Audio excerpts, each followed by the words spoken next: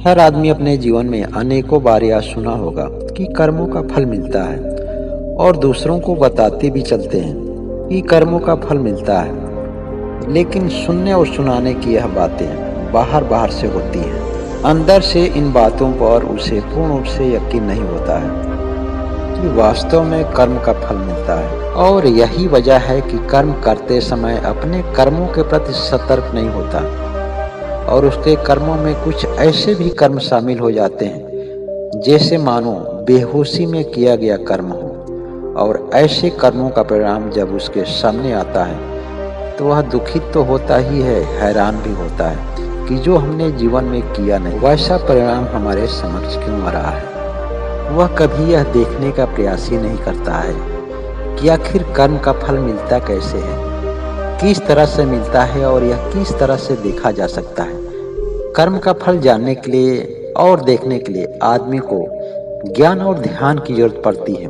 जब हम अपना कुछ समय ध्यान में लगाते हैं तो यह समझने के लिए हमारे पास ज्ञान हो जाता है कि कर्मों के परिणाम हमारे जीवन में किस तरह से मिलते हैं। हम जीवन में जो भी कर्म करते हैं उसमें कुछ कर्मों के परिणाम तो हमें तत्क्षण देखने को मिल जाते हैं, जैसे किसी से वाद विवाद होना।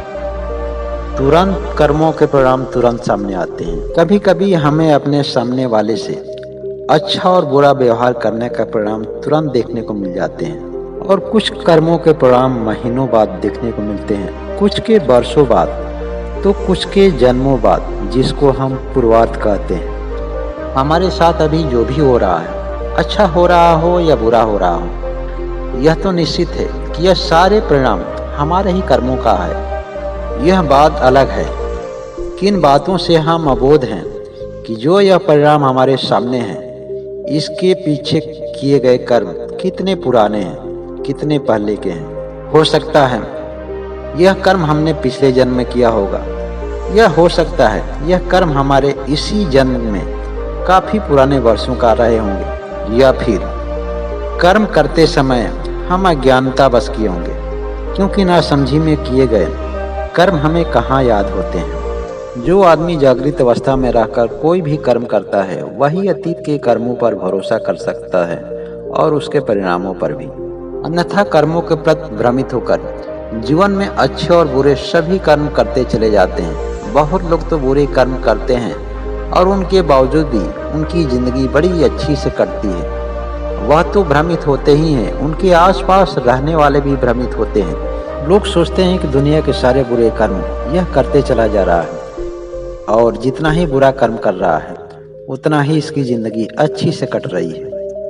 कुछ लोग तो उससे गलत प्रेरणा लेकर के गलत रास्ते पे चले जाते हैं और उसके जीवन में अनेक परेशानियों का सामना करना पड़ता है, क्योंकि उसके साथ ऐसा नहीं घटित हो रहा जो प्रेरणा लेने वाले के साथ घटित हो रहा था। लोग वास्तविक सत्य को समझ ही नहीं पाते और अज्ञानता बस यही समझ बैठते हैं कि जितने भी दुनिया में अच्छे काम करने वाले हैं वह जीवन भर परेशान होते हैं और जो भी बुरे काम करने वाले हैं वह दुनिया में खुशहाल और मौज की जिंदगी जीते हैं। आज जितने भी सत्ता और संपत्ति वाले हैं वो दुनिया में सबसे गलत काम करने वाले हैं और नासमझी बस वह ईश्वर के फैसले पर उंगली उठाते हैं, जबकि वह जान ही नहीं पाते हैं कि इंसानों से भूल चूक हो सकती है, भगवान से भूल कर भी कभी भूल नहीं होती।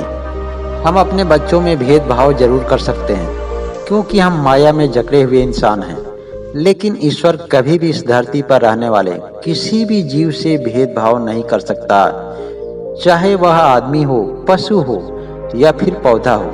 सभी के प्रति उसका व्यवहार, उसकी दया, उसकी भावना एक समान होती है। इस धरती पर रहने वाले सभी जीवों में मनुष्य को सर्वोच्च स्थान मिला। जानते हो क्यों? क्योंकि ईश्वर ने उसे सही और गलत को समझने के लिए उसे चेतना प्रदान की और इसी चेतना की वजह से लोग ध्यान करके ज्ञानी बन जाते हैं और ज्ञान का सही उपयोग करके सद्ज्ञान और सत्कर्म के द्वारा वह जगत में लोकप्रिय हो जाते हैं। वह जीवन में खुशहाल होते हैं। उनके पास इतनी सकारात्मक ऊर्जा होती है कि वह खुद तो खुश होते ही हैं, अपने आसपास रहने वाले सभी लोगों को सकारात्मक ऊर्जा प्रदान करके उनकी समस्याओं से मुक्त करते हैं। और उनको जीवन में एक नई दिशा प्रदान करते हैं।